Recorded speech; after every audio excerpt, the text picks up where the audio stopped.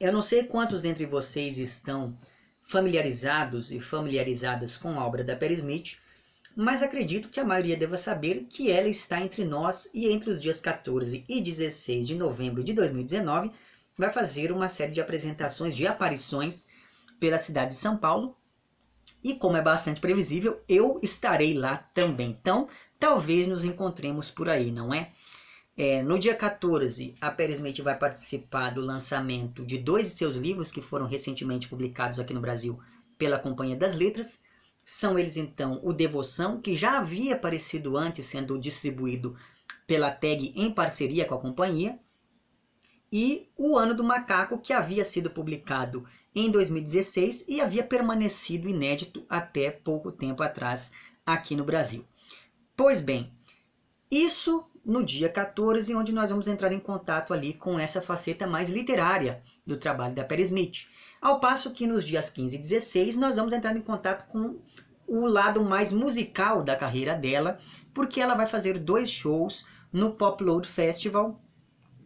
E evidentemente que talvez pela distribuição da companhia em parceria lá com a TAG, enfim, a Patti Smith, pelo menos me parece, que é muito mais conhecida do grande público brasileiro por seu trabalho no campo da literatura do que pelo seu trabalho no campo da música. Entretanto, para além de uma excelente escritora, Patti Smith também é um dos grandes nomes quando a gente pensa no rock e quando a gente pensa particularmente no punk. Recentemente eu fiz aqui no canal um vídeo onde eu comentei um pouquinho sobre o primeiro disco da Patti Smith, que foi lá o Horses, lançado em 1975. Caso você não tenha visto esse vídeo, eu vou deixar o link para ele lá embaixo, mas prepare-se porque é um vídeo bastante longo. Pensando então na vinda dela ao Brasil, pensando que a maioria das pessoas conhece mais a carreira dela no campo da literatura do que no campo da música, e recuperando aquele meu projeto aqui do canal, em que eu indico para vocês 13 coisas, eu já fiz um vídeo indicando 13 contos, 13 discos do Bob Dylan e 13 obras de escritores que eu estava lendo quando de suas respectivas mortes. E eu vou deixar o link para esses vídeos todos lá embaixo. Enfim, pensando nisso tudo, então, eu resolvi trazer a vocês 13 músicas que eu acho interessantes aqui dentro da vasta carreira musical da Patti Smith. É importante salientar aqui que, primeiro, constam nessa lista algumas músicas que são mais desconhecidas, mas ainda assim eu resolvi colocar aqui algumas músicas que são as mais populares da carreira da Patti Smith, porque acredito eu que será mais fácil que ela coloque essas músicas do segundo grupo na lista de músicas do show do que ela colocar aquela música do lado B do terceiro disco dela que ninguém conhece. Enfim, pelo menos é o que eu acredito que pode acontecer, mas nunca se sabe, não é verdade? Então essa é uma coisa, eu tentei mesclar esse lado mais pop da carreira da Patti Smith com o outro lado que é mais desconhecido, mais obscuro. Para além disso, existe uma outra observação que eu gostaria de fazer aqui logo de início, que é a seguinte: eu não considerei nessa minha lista as músicas que fazem parte de Horses, porque eu fiz um vídeo sobre esse disco recentemente, então se você quiser saber da minha opinião sobre essas músicas, eu sugiro que você veja lá, mesmo porque as músicas daquele disco são as minhas músicas preferidas da Patti Smith, então todas elas constariam aqui. E eu também não considerei um disco da Patti Smith chamado 12, em que ela faz, na verdade, covers de bandas famosas, né? Eu não estou menosprezando esse disco, né? Haja vista, por exemplo, o cover que ela faz para Soul Kitchen, do The Doors, ou então o cover que ela faz para o Smells Like Teen Spirit, do Nirvana. Eu acho que essas 2 músicas já valem por todo o disco, mas acredito eu que o 12 nos dê uma faceta mais da Patti Smith enquanto intérprete, ao passo que eu tentei priorizar aqui o lado compositora da Patti Smith. Pensando nisso, então, vamos à lista. Sim, uma terceira e última coisa é a seguinte: a 13ª música não é necessariamente pior do que a primeira música da lista. Eu simplesmente coloquei elas nessa ordem porque alguma ordem deveria existir nessa minha lista, tá bom? Então não é aqui, eu não coloquei critérios valorativos nessa minha escolha das posições das músicas. ainda que eu tenha colocado aqui nessa lista aquelas que mais me agradam, ou algumas dentre aquelas que mais me agradam, né? Pensando ali neste número cabalístico por aqui, que é o número 13. Pois bem, em 13º lugar está uma música chamada Dream of Life, que foi lançada num disco de mesmo título, que apareceu no mercado fonográfico norte-americano em junho de 1988, depois de uma pausa de 9 anos na carreira da Patti Smith, porque desde o lançamento de Wave, que foi o disco anterior dela, a Patti Smith resolveu dar uma pausa na carreira para poder cuidar dos filhos, se casar, aquela coisa toda. E depois de 9 anos, então, ela ressurge em 1988 com este que é o seu 5º disco. E uma coisa muito interessante é que a capa do disco, a foto da capa do disco foi tirada pelo Robert Mapplethorpe, que os leitores lá de Só Garotos devem conhecer muito bem. E o disco ele foi meio que coproduzido pelo Fred Sonic Smith, que era o marido da Patti Smith. E para além disso tudo, existe um terceiro dado bastante interessante sobre esse disco, que é o seguinte: a Patti Smith não gravou esse disco com todos os membros de sua banda que a acompanha desde o início. Então, por exemplo, desse disco só participam o Richard Saw e o J.D. Daugherty, quando a gente pensa nessa banda original dela. Graças a isso, a presença ali do Fred e graças a essa mudança na banda, me parece que a sonoridade desse disco é mais limpa do que a dos discos anteriores. Então, assim, é um disco bastante diferente quando a gente escuta. Não estou dizendo que é melhor ou que é pior, eu estou falando que é uma coisa completamente inesperada, porque ele se distancia em vários momentos daquela coisa mais pesada do punk, do rock, enfim. E isso fica bastante evidente na música que dá título ao disco, que é aqui o Dream of Life, que constrói várias imagens poéticas que depois estariam presentes também em Linha M, que é um outro livro da Patti Smith. Inclusive, eu já fiz aqui no canal um vídeo onde eu comento o Só Garotos e o Linha M. Eu vou deixar o link para esse vídeo lá embaixo também. Porque em Linha M, a Patti Smith ela reflete bastante acerca das perdas que ela foi tendo ao longo da vida, da solidão, etc. E isso, de certa maneira, vai estar presente aqui em Dream of Life, que é uma música bastante etérea. Então é uma música que, mesmo sonoramente, evoca essa ideia toda do sonho, de algo que dilui a fronteira entre o real e o onírico, enfim. E tudo isso para poder falar da ausência. Hoje em dia, olhando em retrospecto, pode ser que a gente pense que ela estivesse falando da ausência do marido, mas o marido dela ainda estava vivo, né? Mas me parece que... Porque existe um momento em que a Patti Smith, na música, ela diz mais ou menos o seguinte: que eu penso em você sempre, você está em todos os lugares para onde eu vou, apesar de sua ausência, etc, etc.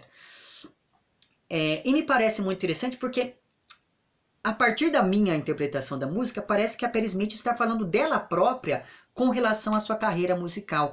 Então é como se ela estivesse reconhecendo que este hiato que ela teve, que ela deu ali, essa pausa que ela deu na carreira, não seria uma coisa mais definitiva, e daí ela volta justamente trazendo isso à tona na letra dessa música, e é uma música bastante bonita. Então é quase que uma declaração de amor, não a uma pessoa em específico, mas a tudo aquilo que a carreira dela, de uma maneira ou de outra, acabou representando.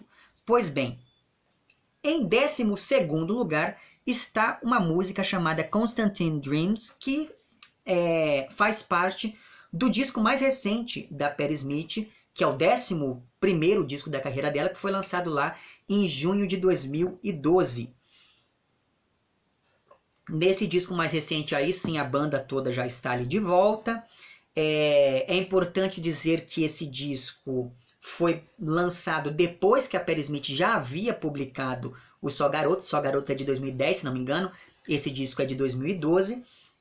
E justamente por conta disso, esse disco ele é menos comercial e investe mais, ele se aproxima mais do campo da poesia. Então existem várias músicas que são mais experimentais e coisas do tipo. A Patti Smith ela flerta bastante com outros gêneros, como por exemplo o folk e etc e tal. Se você aí acompanha a carreira da Patti Smith, você já deve ter percebido que ela sempre mescla nos discos dela músicas que são mais populares, digamos assim, que têm um apelo comercial maior, e algumas outras músicas que são mais obscuras, que são mais experimentais e coisas do tipo. A este segundo grupo pertence aqui essa Constantine Dreams, que é uma música que tem bastante influência do surrealismo, e é uma música absolutamente experimental. Ela tem mais de 7, 8 minutos, ou algo do tipo, e é uma música bastante interessante porque ela parece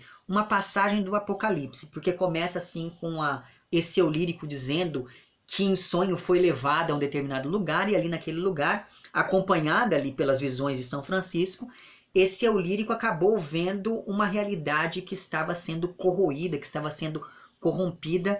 Então essa música ela tem um caráter apocalíptico muito interessante e que se intensifica quando a gente pensa na construção sonora dessa música, na construção musical mesmo da letra da música. Então é bastante interessante o modo como essa música se desenvolve. Ela começa bastante lenta e ela vai num crescendo cada vez maior conforme esse eu lírico vai se aproximando de todas aquelas visões que está tendo, essas visões que beiram o apocalíptico, como eu disse.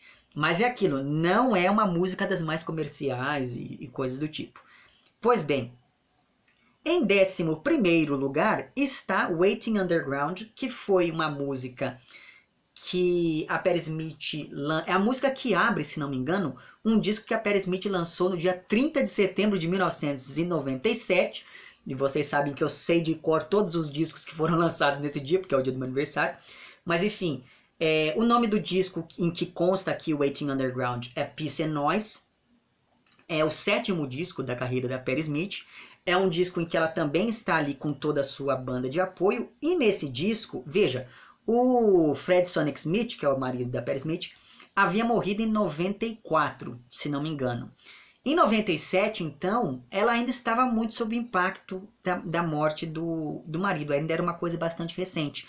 E nesse disco ela fala bastante da morte. Só que ela adota um tom meio ácido para falar de toda para falar de temas tão pesados quanto a morte, suicídio, coisas do tipo.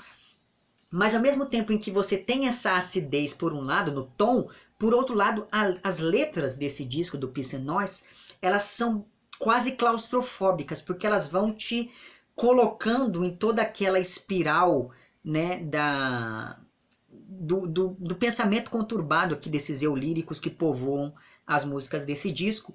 E Waiting Underground, que como eu falei para vocês é a música que abre o Peace and Noise, a guitarra dessa música me chama bastante atenção. É uma guitarra que ao mesmo tempo ela tem as suas distorções, mas ela é bastante límpida por outro lado. E daí pensando nessa questão mais ácida para poder falar de temas tão pesados quanto a morte, isso me lembra bastante, e o próprio título da música me lembra bastante o Memórias do Subsolo do Dostoiévski. Então se você ler a primeira parte do Memórias do Subsolo e ouvir essa música, parece assim que existe ali um casamento quase perfeito entre essas duas mídias, digamos. Então fica aqui a minha indicação. Muito bem, em 10º lugar está um dos maiores sucessos da carreira da Patti Smith, que é uma música que se insere naquele mesmo grupo onde consta, por exemplo, Give Peace a Chance, que é a música lá do John Lennon com a Yoko Ono, porque essa música que ocupa o 10º lugar funciona quase como um hino de convocação às manifestações populares, e evidentemente que eu estou falando aqui de People Have the Power, porque é uma música bastante politizada no sentido em que nela a Patti Smith diz basicamente, olha, você só consegue ter um mundo melhor se você lutar por ele. Então essa ideia toda de que as pessoas têm o poder de redimir o mundo e etc e tal me parece bastante, e que as pessoas precisam usar a voz que têm, me parece bastante interessante, sobretudo nesses tempos tão politicamente conturbados em que vivemos, né? Enfim, então em 10º lugar People Have the Power, que é uma música sobre a qual eu nem tenho muito a dizer sobre. Assim, ela foi lançada em 88 também, lá no Dream of Life, que é o 5º disco da carreira da Patti Smith. Eu vou deixar lá embaixo o link para uma versão dessa música que a Patti Smith gravou recentemente com um coro, então assim, com um coral, Então achei uma versão muito bonita e que reforça toda essa ideia das pessoas que têm o poder e etc e tal. Enfim, em nono lugar está aqui uma música chamada Gone Again, que foi lançada, é a música que abre o disco de mesmo nome que a Patti Smith lançou em junho de 1996. Veja bem, 96 é um ano bastante importante. Patti Smith estava ali numa turnê junto com Bob Dylan, e mais do que isso, Patti Smith estava completando 50 anos, era uma mulher ali que já havia perdido o irmão, o pai, a mãe, os amigos, o marido principalmente. Então tudo isso de certa maneira se faz sentir nesse sexto disco da carreira dela, porque esse sim, eu falei para vocês que o Peace and Noise, que é o disco de 97, falava bastante da morte, mas enquanto esse disco de 97 tocava nesse tópico, mas a partir de uma perspectiva um pouco mais ácida, digamos, nesse disco de 96, no Gone Again, toda essa discussão sobre a morte adquire um caráter mais contemplativo do que aquele que haveria de ser no disco seguinte. E Gone Again é uma música que trata mesmo dessa figura que se foi, mas essa ausência dessa figura que partiu é uma ausência apenas temporária. E tudo isso dá uma ideia de que o tempo é algo cíclico e que, por ser cíclico, existe algo de bastante natural no tempo. Eu acho essa música bastante interessante na construção das ideias poéticas que ela vai lançando mesmo. E essas ideias elas adquirem um caráter quase místico, sobretudo no momento em que a Patti Smith faz ali uma recitação que é bem característica das músicas dela. Então, Gone Again é uma música que eu particularmente, da qual eu gosto bastante. E além disso tudo, né, dessa questão toda da letra em si, vale a pena você prestar atenção no instrumental dessa música, porque tem uma guitarra assim bastante potente, que lembra um pouco daquelas outras guitarras do início da carreira da Patti Smith. Nesse mesmo disco de 96 está Summer Cannibals, que é uma outra música também que fez bastante sucesso na carreira da Patti Smith. E essas duas músicas, Gone Again e Summer Cannibals, foram coescritas com o Fred Sonic Smith, antes dele morrer, evidentemente. E eu gosto bastante também da guitarra dessa Summer Cannibals, que ocupa então o 8º lugar dessa minha lista.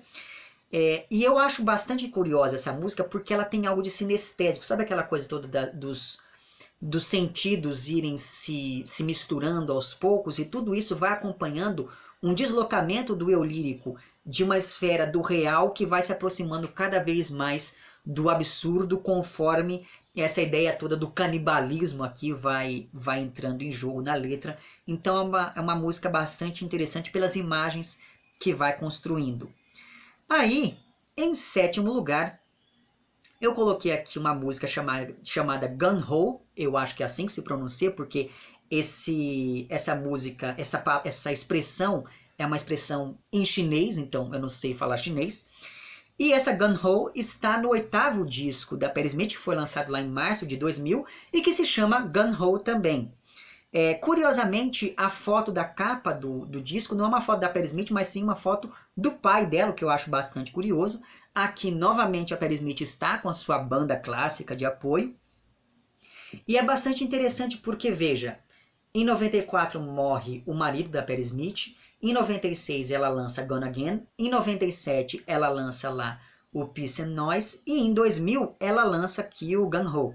E daí uma coisa muito, muito curiosa nesses 3 discos é que depois de falar tanto da morte, daquela coisa mais contemplativa, mais metafísica quase, a Patti Smith, nesse disco que foi lançado no início dos anos 2000, fala basicamente de uma... Ela traz para esse disco uma alegria quase inesperada, ao mesmo tempo em que as letras desse disco adquirem um caráter bastante político, o que me agrada bastante na obra da Patti Smith. Outra coisa que chama bastante atenção nesse disco de 2000 é a produção, porque é uma produção menos crua do que aquelas dos discos anteriores dessa mesma cantora. Então é bastante curioso perceber essa mudança, né? Porque os outros discos, você pega lá desde Horses de 75 até o Gone Again de 96, ou melhor dizendo, até o Peace and Noise de 97, você tinha vários silêncios nos discos da Patti Smith. Aqui em Gung Ho, esses silêncios eles desaparecem. A produção ela é milimétrica em preencher todos esses vazios que ela foi deixando sonoramente no disco. Então isso me parece bastante interessante. E isso tudo se liga também a esse caráter político que o disco tem.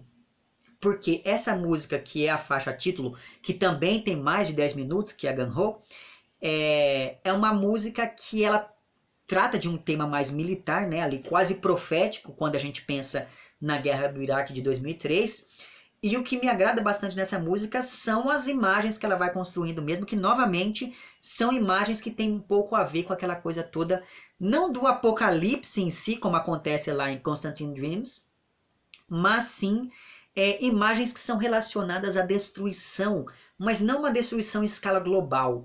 É uma destruição do indivíduo, desse soldado que vai e que se depara com algumas coisas ali no campo. Enfim, é uma música bastante interessante por conta dessa aproximação que ela faz entre o coletivo e o particular, entre o grupo e o indivíduo, enfim.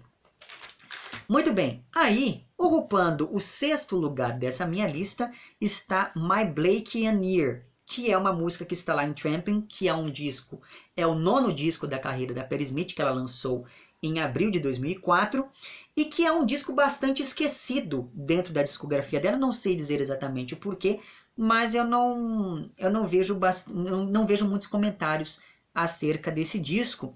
E My Blake and Year é uma música que, como o próprio título sugere, faz uma série de alusões, de referências, enfim, a William Blake, que é aquele poeta do romantismo inglês, né? Sobretudo aquela que é considerada sua grande obra, que é O Casamento do Céu e do Inferno.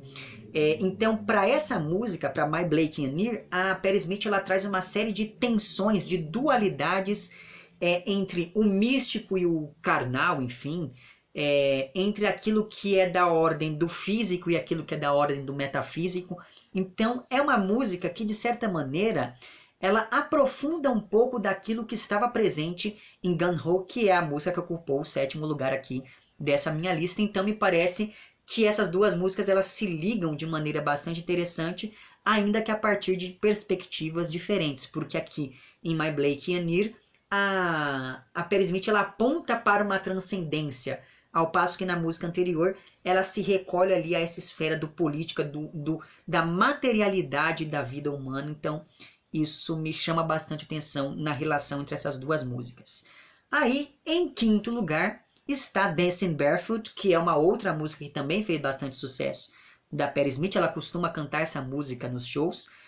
E essa música está lá no 4º disco da carreira dela, que foi lançado em maio de 1979, que é o Wave, ou seja, o último disco que ela lançou antes de dar uma pausa de 9 anos na carreira. Então veja que o Wave foi um disco que veio imediatamente depois de todo aquele sucesso que a Patti Smith teve com Easter, e justamente por conta disso ele é um disco bastante, eu não diria irregular, mas assim, ele é um disco meio confuso. Me pareceu que a Patti Smith não sabia para onde ela ia, se ela ia adotar um caráter mais popular, digamos assim, de uma música mais próxima do pop, uma música mais palatável, ou se ela ia investir no experimentalismo que lhe é muito caro e muito próprio. E talvez uma das melhores músicas que consegue balancear muito bem tudo isso seja aqui Dancing Barefoot, que é uma música mais popzinha do disco mesmo, mas que vale bastante a pena.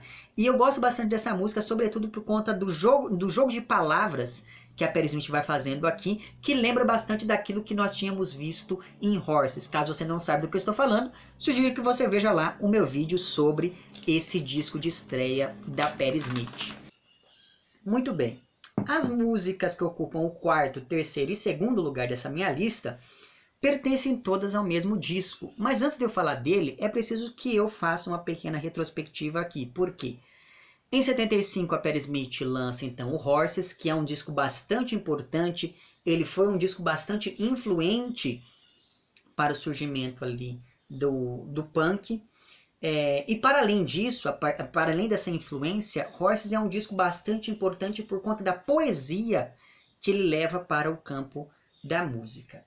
Aí, em 1976, a Patti Smith lança aquele que foi então seu segundo disco, que foi o Radio Ethiopia, que é um disco mais experimental. Então, assim, Horses já tinha algumas músicas ali que eram bastante complexas, tanto do ponto de vista da letra quanto do ponto de vista musical mesmo.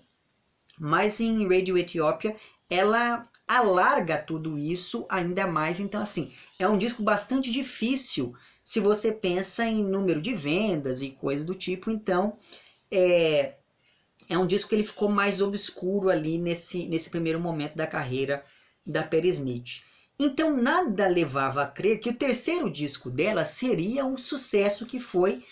E evidentemente que eu estou falando aqui de Easter, que foi lançado em março de 1978 e que talvez tenha sido e continue sendo até hoje o maior sucesso do ponto de vista assim, de número de vendas da obra da Patti Smith, porque ele é um disco relativamente mais acessível quando você pensa no conjunto da obra dela. E foi justamente por conta disso que esse disco ele deu assim um boom, né, do ponto de vista, enfim, da projeção na carreira da Patti Smith e de sua banda, porque foi depois desse disco aqui que ela começou a lotar estádios e etc e tal. Só que ao mesmo tempo em que ele é mais acessível do ponto de vista sonoro, enfim, e mesmo das letras em si, esse disco ele é marcado por uma questão religiosa bastante interessante. E isso se anuncia desde o título, né? Porque Easter faz referência lá à Páscoa, enfim.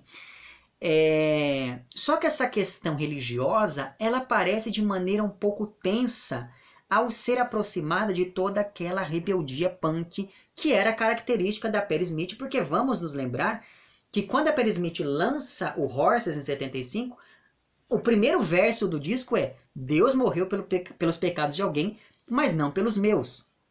Então veja que você tem essas duas posturas convivendo de maneira bastante tensa, de maneira bastante desarmônica nesse disco. E essa desarmonia, essa tensão está também presente em temas como morte e ressurreição, pecado e santidade, enfim. E dentre as músicas desse disco, a que ocupa o quarto lugar aqui dessa minha lista se chama Rock and Roll Nigger, que é uma música que brinca bastante com a ideia da ressignificação da linguagem, porque nigger é um termo bastante pejorativo para se referir às pessoas negras, mas a Patti Smith ela coloca aqui, ela investe esse termo de uma característica positiva, porque ela diz que o nigger é aquele que não tem lugar na sociedade. E justamente por não ter lugar na sociedade, o nigger simboliza toda essa ideia da revolta e toda essa ideia da rebelião. Então, o nigger é aquele que se rebela, é aquele que vai contra o sistema. E daí ela diz aqui em um determinado momento que o Mick Jagger era um nigger, que Jesus Cristo era um nigger e etc. Então, é uma música bastante interessante e que aprofunda várias discussões que ela havia colocado em Horses. Então, assim, é uma música que, assim, pelo caráter quase que político que ela carrega, ela meio que se desloca até das outras, mas ainda assim é uma música bastante interessante quando você pensa no modo como ela representa essa ruptura mesmo. Porque a religiosidade, você tem toda aquela ideia, a ideia da religiosidade está imbuída de um caráter mais calmo, mais sereno, mais tranquilo, de aceitação e etc e tal. E essa música pega figuras e imagens religiosas e quebra com todas elas ao associá-las a essa palavra que antes era tão negativa. Quer dizer, não que depois da música ficou todo mundo, que bonito, etc e tal. Não, mas ainda assim eu acho uma música bastante interessante exatamente por ir nessa direção de ressignificar a linguagem, de recolocar alguns símbolos sociais em outros patamares, e isso me atrai bastante aqui, e por isso essa música ocupa o quarto lugar.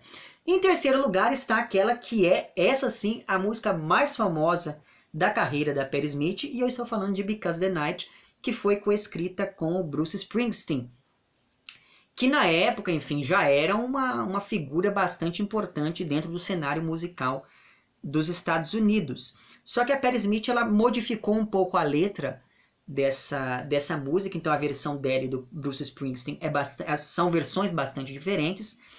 E por conta dessa modificação, a Patti Smith acabou, digamos, acentuando a perspectiva feminina em toda essa letra, mais ou menos como ela havia feito em Glória, que é a música que abre lá o Horses. E justamente por conta da letra em si, da narrativa que é contada na letra, e por conta dos aspectos musicais mesmo, Because the Night é talvez a música mais acessível de toda a carreira da Patti Smith, e evidentemente que eu não poderia deixar de mencioná-la aqui neste vídeo. Em segundo lugar, está uma música que também consta lá em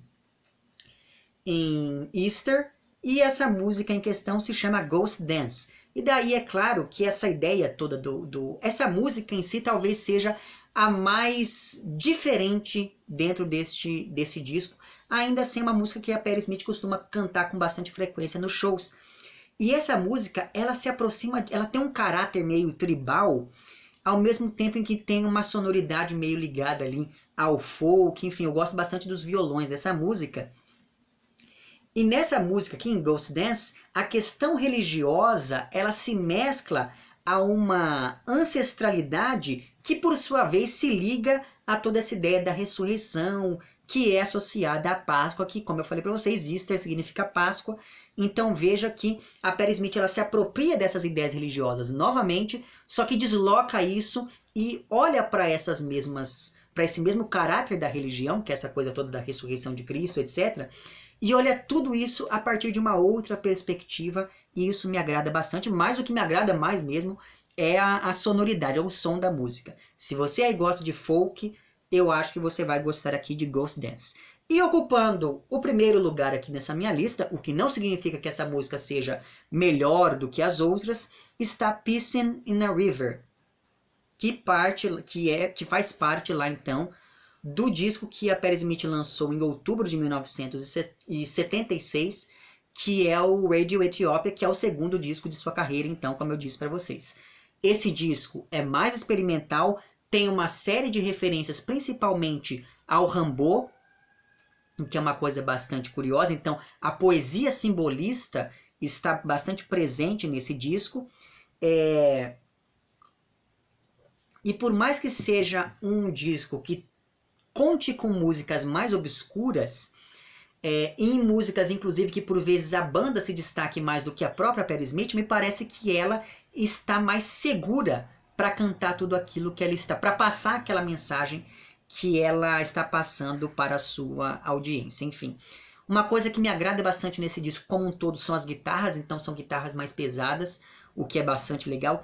Tem várias músicas assim que nem parece que é aquela mesma mulher que estava cantando lá no Horses, então achei isso bastante curioso.